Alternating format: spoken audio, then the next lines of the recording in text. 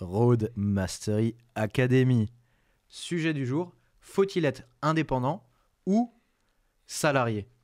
Dans le convoyage automobile, Benoît, c'est à toi. Alors moi j'ai un avis assez tranché, c'est que j'en ai pas. Donc Bah t'aides beaucoup ceux qui nous regardent, dis donc. Hein, super, ouais, je les aide toujours. Hein. ouais, tout le temps.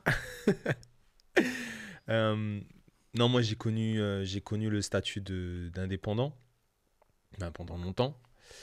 C'est vrai que le côté salarié, je l'ai découvert plus tard. Puisque je savais pas qu'on pouvait être, je sais pas qu'on prenait aujourd'hui encore des gens en tant que convoyeur automobile en salarié. Et d'ailleurs, petite exclusivité, parce que je sais que la communauté de convoyeurs ne sont pas forcément au courant, mais au sein des plateformes, il y a une petite communauté un peu maligne qui est salariée des plateformes. Alors souvent, ce sont des anciens convoyeurs qui étaient oh là là, mais je perds mes mots, qui étaient indépendants Indépendant au début. et qui sont passés sous le côté salarié. Alors, c'est toute une autre organisation, que ce soit pour la plateforme ou que ce soit pour le chauffeur. Après, il faut du bon vouloir d'un et de côté. C'est un gagnant-gagnant, quoi. Mais oui, ça existe. Il n'y a pas que des indépendants sur les plateformes. Je pense que la plupart des convoyeurs vont être surpris quand ils vont nous écouter. Mais oui, oui, il y a beaucoup enfin pas beaucoup par rapport à la proportion des chauffeurs qui effectuent les missions. C'est un petit pourcentage. Et encore, ces chauffeurs-là, je pense qu'ils sont mis sur des missions spécifiques dû à la montée en puissance en fait du convoyage et de la qualité qui est demandée par certains clients. Donc ces chauffeurs-là en fait sont mis sur certaines missions spécifiques. Alors moi sur les informations que j'ai pu réunir et qu'on a pu réunir sur le long terme, on ne va pas citer qui puisqu'on n'a pas non plus des sources hyper sûres, mais c'est sur certaines sociétés ça représente un petit peu moins de 5 ou 6% en fait de leur capacité en termes de chauffeurs. Et d'autres, par contre, sont uniquement avec des chauffeurs salariés. Ça, c'est de façon certaine aussi. Alors, ils effectuent des convoyages, mais ils effectuent aussi de la conciergerie automobile. Pour ceux qui ne savent pas ce qu'est la conciergerie automobile, c'est une activité quand même qui est assez proche de l'activité de convoyage, voire même qui est cousine. Et je crois que Kimi, tu peux nous en dire plus là-dessus. Alors oui, pour embrayer sur la conciergerie, activité cousine, pourquoi? Bah, tout simplement, vous prenez aussi un véhicule en charge, vous allez le livrer du point A au point B, c'est juste que c'est le point A et point B par rapport à un convoyage classique qui change. Dans la partie conciergerie, on va aller plus sur des points B, des points de livraison, qui sont en fait des endroits où le véhicule va être entretenu, que ce soit sur un lavage, un entretien de carrosserie, un entretien mécanique ou encore toute autre prestation qui est liée au véhicule, dans le cadre où le véhicule est roulant. Et souvent, pas tout le temps, mais extrêmement souvent, vous avez l'aller du véhicule et en différé le retour. C'est-à-dire que par exemple, aujourd'hui, vous amenez le véhicule en entretien mécanique, demain ou dans une semaine, vous récupérez ce même véhicule au même endroit pour le ramener. Parfois, ça c'est beaucoup plus rare, l'intervention se fait de manière instantanée, ça va être l'objectif des gestionnaires de flotte et aussi des plateformes et autres, d'aller sur ce segment et d'avoir des allers-retours le plus instantané possible.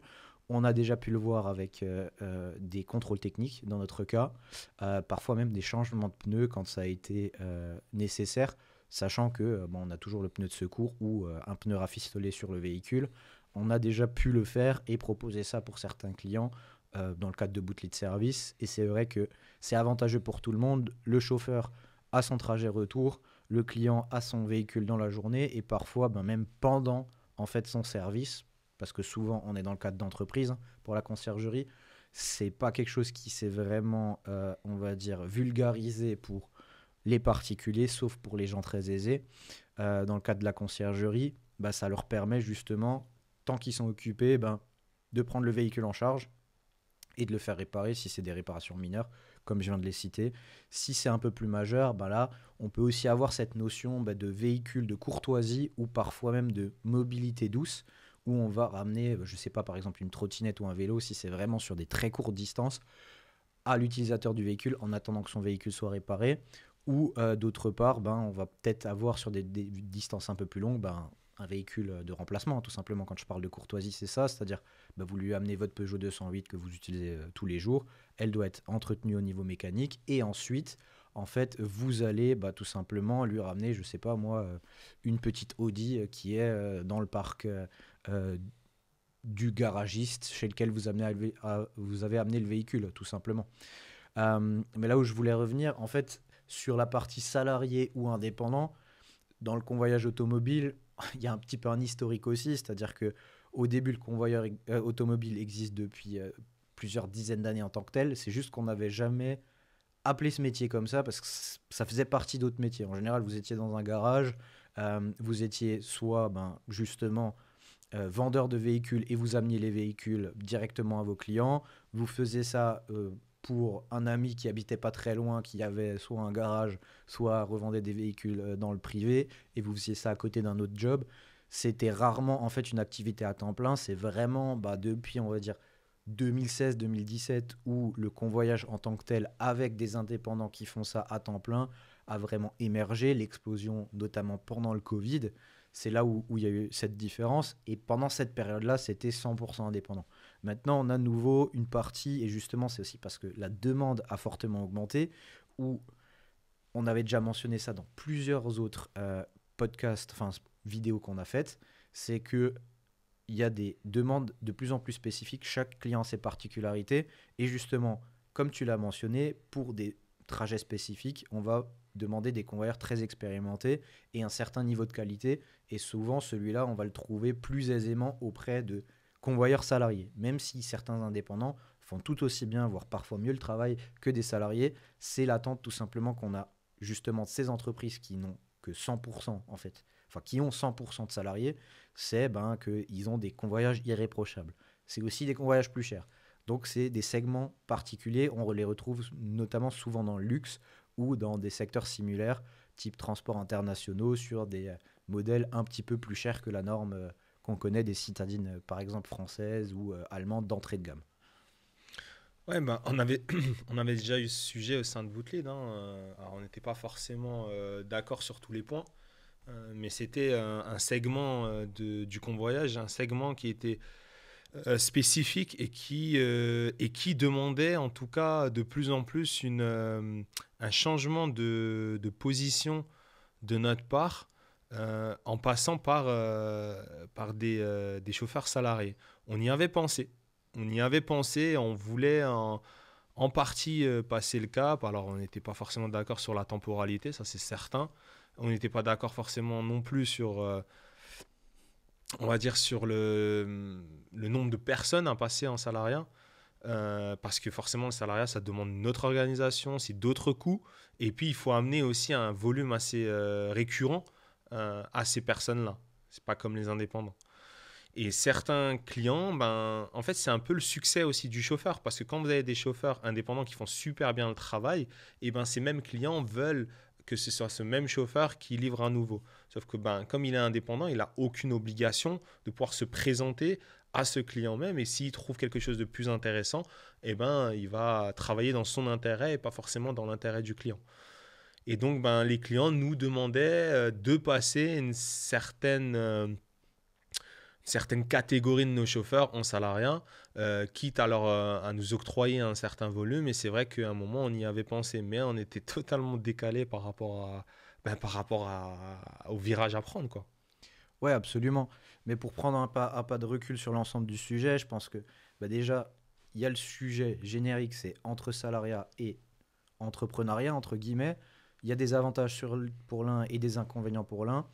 Et ensuite, il y a la spécificité du convoyage qui va se rajouter. Si on les prend rapidement, alors je ne vais pas faire ce débat parce que c'est un gros débat qui traverse les années ces derniers temps entre entrepreneuriat et salariat. Quand vous êtes salarié, vous avez l'assurance d'avoir un revenu qui est fixé selon un contrat avec aussi des avantages et des cotisations sociales qui sont censés vous aider pour tout ce qui est maladie et notamment retraite. Dans le cas de l'indépendance, c'est le cas aussi, enfin de plus en plus ils mettent ce genre de choses en place où vous cotisez aussi pour des caisses mais de manière moindre, donc vous êtes moins bien couvert et en gros vous avez surtout l'avantage qu'il n'y a pas en tant que micro-entrepreneur ou entrepreneur en général, surtout micro-entrepreneur, vous n'avez pas les vacances qui sont dans votre contrat. C'est-à-dire que là, si vous voulez prendre des vacances, il faut travailler plus un moment pour pouvoir mettre de côté et prendre vos vacances. C'est pas comme dans le contrat de salariat classique où ben, vous avez un certain nombre de jours de congé qui sont fixés en fonction du nombre de jours travaillés. Et puis, ben, vous cotisez de manière fixe à l'URSSAF. Eux, ils ont leur taux qui est pas forcément les mêmes quand vous êtes salarié que quand vous êtes auto-entrepreneur. Et quand vous êtes salarié, c'est déduit tout de suite de votre patron et vous ne percevez que le net. Ici, bah, c'est à vous de déclarer et d'avoir aussi une trésorerie en fonction pour pouvoir payer l'URSSAF le jour où ils viennent chercher l'argent de vos cotisations sur le chiffre d'affaires que vous avez déclaré. Donc il y a aussi une partie gestion administrative et financière que vous devez faire en tant qu'auto-entrepreneur, que vous ne devez pas faire en tant que salarié. Ça, c'est vraiment les différences générales, on va dire les principales que moi je retiens quand je fais le comparatif. Maintenant, il y en a encore d'autres. Et sur la partie convoyage, où sont les différences encore supplémentaires? Ben, c'est que dans le convoyage, on n'a pas forcément ce choix toujours entre salariés et auto-entrepreneurs. Comme tu le disais, la proportion de convoyeurs est très largement des micro-entrepreneurs. C'est encore la majorité de ce que demande le marché, même si petit à petit, justement, on voit ces segments assez particuliers où on va demander des convoyeurs salariés. Et dans les deux cas, en fait, c'est pas une mauvaise chose d'avoir vu les demandes. Pourquoi? Bah parce que quand on est auto-entrepreneur, on voit les contraintes de déplacement, justement de coûts à optimiser pour être rentable déjà pour soi. Et ça permet aussi une meilleure compréhension si jamais on veut passer salarié. Parce que les contraintes qu'on a en tant que micro-entrepreneur, la société les aura même si vous faites le convoyage. C'est-à-dire qu'elle va devoir négocier des prix avec les clients. C'est ce qu'on vous encourage à faire même en tant que micro-entrepreneur, notamment dans nos formations. Elle va devoir limiter les coûts de transport, même si c'est pas votre problème, vous avez certaines heures de travail et parfois certains justement salariés ont abusé, on en a déjà entendu parler du fait que voilà, ils n'allaient pas avoir le train ou quoi que ce soit, ils ont même traîné un peu la patte pour avoir plus d'heures payées. Au bout d'un moment, si votre entreprise n'est pas rentable, elle ne va pas vous garder tout simplement parce qu'elle ne peut pas se le permettre. Donc c'est bon d'avoir aussi cette conscience, notamment dans le convoyage, du micro-entrepreneur à basculer sur le salarié si on veut cette sécurité de l'emploi quelque part. Ouais, moi, je vais aller au-delà de ça, hein. Moi, comme je suis entrepreneur dans l'âme, certains, je pourrais plus basculer, moi, personnellement, dans le salariat. C'est le plafond de verre. En tant qu'indépendant, en fait, il n'y a pas de plafond de verre. C'est-à-dire que ton plafond, c'est tes ambitions. Aujourd'hui, en tant qu'indépendant, tu peux très bien commencer petit, faire ta propre clientèle et puis développer ton chiffre d'affaires. Quand tu es salarié, comme tu l'as dit, tu as ton salaire et c'est tout. Je veux dire, à la limite, il peut évoluer avec le temps, mais tu n'auras jamais la possibilité donc de te développer comme un indépendant pourrait le faire. Moi, ça aussi, je vois ça comme une grosse différence. C'est le mindset, hein. Je le dis dans plusieurs des podcasts. Le podcast, c'est le mindset, l'état d'esprit qu'on doit avoir. Être indépendant, c'est pas juste avoir un numéro de SIRET. Être indépendant, c'est une histoire de vie, c'est une façon de vivre en fait, tout simplement, qui est complètement différente du salariat. Et même si on exerce le même métier, puisque le métier existe, convoyeur automobile existe en tant que salarié et indépendant, c'est pas la même chose. Moi, je sais que je pourrais pas l'exercer en tant que salarié. Donc, je me suis tellement habitué à optimiser mes déplacements, j'ai pris tellement d'expérience à pouvoir m'auto-gérer qu'aujourd'hui, je ne pourrais pas le faire. Mais il faut informer que ce métier existe forcément dans les deux cas. Oui, absolument. Et comme dit, les contraintes spécifiques au métier de convoyeur en tant que salarié, c'est aussi justement respecter une organisation qui n'est pas la sienne, qui est une organisation qui est souvent imposée par la société. Pas toujours, certaines vont vous laisser, on va dire, le libre choix de choisir vos déplacements, mais vous serez quand même supervisé. Et il faut pouvoir vivre avec ça et se dire, ok, on va me questionner, on va me poser des questions sur mes choix parfois, et être capable d'une part de répondre, mais aussi d'accepter la critique qui va venir avec. Parce que quand vous êtes en micro-entreprise, vous faites une erreur, c'est à vous d'assumer, et de temps en temps, vous la laissez passer de côté parce que vous savez que c'est passager. Ce sera peut-être moins le cas en tant que salarié. Il y a aussi cette partie du quotidien à prendre en compte. Et là aussi, vu que vous n'êtes pas indépendant, c'est pas vous qui allez gérer la relation client. Il y a certains certains messages qui vont vous être imposés à transmettre aux clients sur lesquels vous ne serez peut-être pas d'accord. Donc, il y a aussi ce rapport de force, entre guillemets, et ces échanges à avoir avec votre donneur d'ordre, mais qui est aussi votre employeur quelque part, que vous n'avez peut-être pas à respecter si vous êtes auto-entrepreneur ou qui est beaucoup plus restreint en tant qu'auto-entrepreneur parce que justement, les plateformes, si on parle des plateformes et même certains clients qui vont vous demander de faire du convoyage, peuvent vous demander de faire certaines choses mais ne peuvent jamais 100% vous contraindre. Alors des fois c'est assez proche parce que si vous ne respectez pas certains codes, vous allez être mis de côté sans pour autant être viré parce qu'ils n'ont pas le droit, mais voilà, au moins vous avez cette liberté de choisir de dire oui ou non à un convoyage, de dire oui ou non à un message à transmettre à un client, alors que vous l'avez moins dans le cadre de l'emploi où vous êtes lié par le contrat. Si vous ne le respectez pas, il peut y avoir des sanctions et qui vont parfois jusqu'à même le licenciement dans certains cadres. Alors ça, c'est le cas extrême. Mais voilà, après, il y a aussi les avantages, justement, où vous êtes couvert comme un salarié. Comme dit, c'est deux mondes différents. Tu l'as dit, c'est une question de mindset. Maintenant, à chacun de faire son choix et voir ce qu'il préfère. Et encore une fois, vous pouvez basculer de l'un à l'autre. C'est-à-dire que vous avez été indépendant pour un certain temps, vous voulez un cadre un peu plus sécure, entre guillemets, un CDI, parce que votre situation familiale a changé. Vous pouvez basculer en tant que salarié convoyeur. Et justement, dans notre formation, on montre aussi et on dirige les gens vers d'autres justement carrières possibles dans la partie logistique ou du convoyage automobile de manière générale, qui permettent de faire d'autres choses et être soit salarié, soit gérant de plus grande entreprise. Ça, c'est un sujet qu'on va aborder encore dans un autre podcast.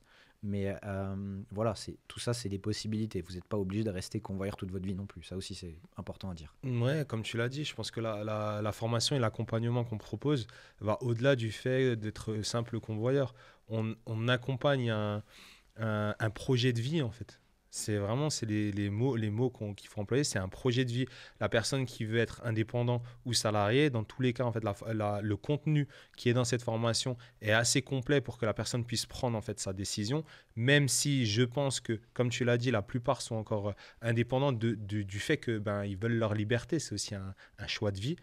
Et en plus de ça, on va leur permettre en fait de monter en degré, de monter en capacité et de devenir des vrais chefs d'entreprise pour gérer en fait des équipes et de gérer en fait une société de convoyage. Il y a ça, et dernier point que moi je veux mentionner, c'est aussi le fait que vous pouvez être convoyeur d'une part, mais vous pouvez aussi, notamment quand vous êtes indépendant, multiplier les activités. On a eu, dans le cadre de Bootlit Service, des gens qui étaient en intérim 2 jours par semaine et qui faisaient des convoyages 3 jours par semaine. Des retraités qui faisaient ça en complément, tout simplement, certains avaient des projets de construction, ce genre de choses, et leur retraite ne leur suffisait pas, qui faisaient ça pour ça, d'autres simplement par passion, parce qu'ils aiment voyager, ça leur permet de voir parfois des membres de famille qui sont éloignés, et puis ça leur évite de faire le trajet, et tout simplement parce que certains aiment juste voyager, quoi, et voir des personnes qui ne côtoient pas au quotidien, alors qu'ils seraient potentiellement seuls à la maison. Il y a ça aussi.